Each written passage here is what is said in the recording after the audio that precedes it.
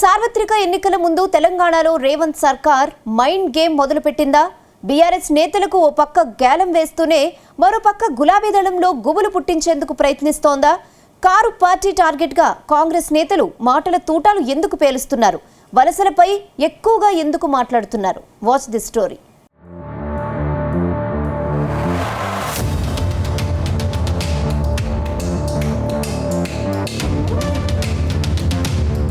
తెలంగాణలో సార్వత్రిక ఎన్నికల ముందు వలసల వ్యవహారం హీట్ పెంచుతోంది. కీలక నేతలు బీఆర్ఎస్ నుంచి ఒక్కొక్కరుగా వచ్చి కాంగ్రెస్ కండువా కప్పుకుంటున్నారు.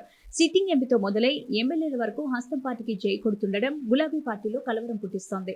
అటు ఎమ్మెల్యే దానం నాగేందర్, ఇటు తెల్లం వెంకట్రావు బాటలోనే మరో 10 మంది ఎమ్మెల్యేలు కాంగ్రెస్ కు టచ్లోకి వచ్చారంటూ ప్రచారం జరుగుతోంది. తాజాగా బీఆర్ఎస్ పార్టీకి మరో షాక్ తగిలింది. ఆ పార్టీ మాజీ ఎమ్మెల్సీ పురాణం సతీష్ కారు దిగేందుకు సిద్ధమయ్యారు. ఈ మేరకు బీఆర్ఎస్ అధినేత కేసీఆర్ కు తన రాజీనామా లేఖను పంపించారు. పురాణం సతీష్ కాంగ్రెస్ పార్టీలో చేరబోతున్నట్లు తెలుస్తోంది. సీఎం రేవంత్ రెడ్డి సమక్షంలో ఆయన కాంగ్రెస్ తీర్థం పుచ్చుకుంటున్నారు.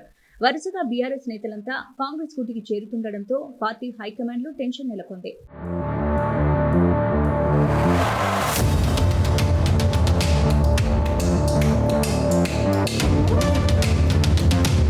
తెలంగాణలో వలసల సీజన్ నడుస్తోందా అనిపిస్తోంది.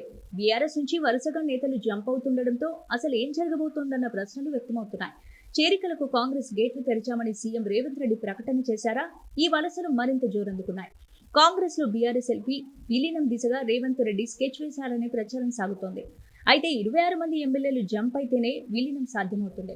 ఇదే అదనుగా కాంగ్రెస్ నేతలు మైండ్ గేమ్ మొదలుపెట్టినట్టు తెలుస్తోంది. బీఆర్ఎస్ పని అయిపోయిందంటూ పదే కామెంట్స్ చేస్తూ కారు పార్టీ నేతలను కలవరానికి గురి చేస్తున్నారు. ఈ నేపథ్యంలోనే తాజాగా ప్రభుత్వ విప్ బీర్లా ఐలయ్య చేసిన కామెంట్స్ సంచలనం రేపుతున్నాయి.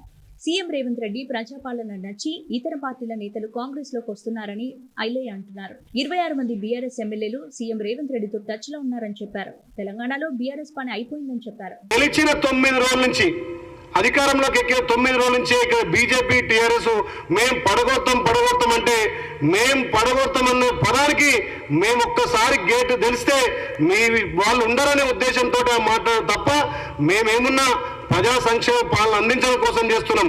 గతంలో ఉన్న పాలన గడీలకు పాలన ఉండే, ఇప్పుడు ప్రజాపాలన కాబట్టి ఆ గడిల పాలనను విస్మరించి ఆ గడిల పాలన తట్టుకోలేక వాళ్ళ ఎమ్మెల్యేలే సుమారు 26 మంది కాంగ్రెస్ పార్టీతో టచ్ లో ఉండి రేపు పార్టీలో చేరబోతున్నారు.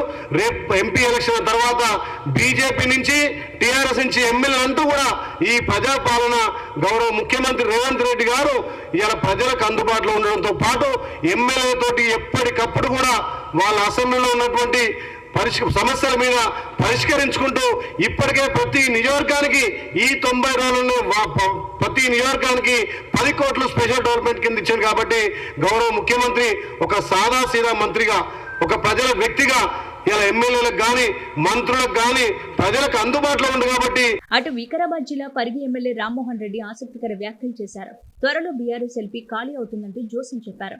BRS MLA Danam Nagender, Chevella MP Ranjith రెడ్డిలు ఆ పార్టీని వీడి సీఎం రేవంత్ రెడ్డి సమక్షంలో కాంగ్రెస్ పార్టీలో చేరారన్నారు. భవిష్యత్తులో చాలా మంది ఎమ్మెల్యేలు బీఆర్ఎస్ పార్టీని వీడేందుకు సిద్ధంగా ఉన్నారంటూ బాంబు పేల్చారు. గతంలో తమ ఎమ్మెల్యేలను బీఆర్ఎస్ లో చేర్చుకుని కాంగ్రెస్ ను నిర్వీర్యం చేశారని, ప్రస్తుతం కేసీఆర్ పార్టీకి అదే గతి పడుతుందంటున్నారు ఎమ్మెల్యే రామ్మోహన్ రెడ్డి. మా నాయకుడు ముఖ్యమంత్రి రేవంత్ రెడ్డి గారు ఇతర పార్టీల నుంచి మంచి వ్యక్తులు ఎవరైనా సరే రాష్ట్రాన్ని పునర్నిర్మించడం గురించి ముందుకొస్తే తప్పకుండా వారిని కాంగ్రెస్ పార్టీలోకి ఆహ్వానించాలని నిర్ణయం తీసుకున్నారు. దాంట్లో భాగంగానే మన డాక్టర్ రంజిత్ రెడ్డి గారు ఎన్నో సేవా కార్యక్రమాలు గతంలో నిర్వహించడం జరిగింది. మెడికల్ కళాశాల కూడా మన ప్రాంతంలో ఏర్పాటు చేసి చాలా మంది రోగులకు వైద్యం కూడా చేయించడం, అంబులెన్స్ సర్వీసులను కూడా మన ప్రాంతంలో నడిపేయడం, ఎన్నో సేవా కార్యక్రమాలు తను మన ప్రాంతం లోపల చేయడం, నిరుద్యోగులకు కూడా ఉద్యోగ అవకాశాలు కల్పించడం అనేది మనం చూస్తున్నాం.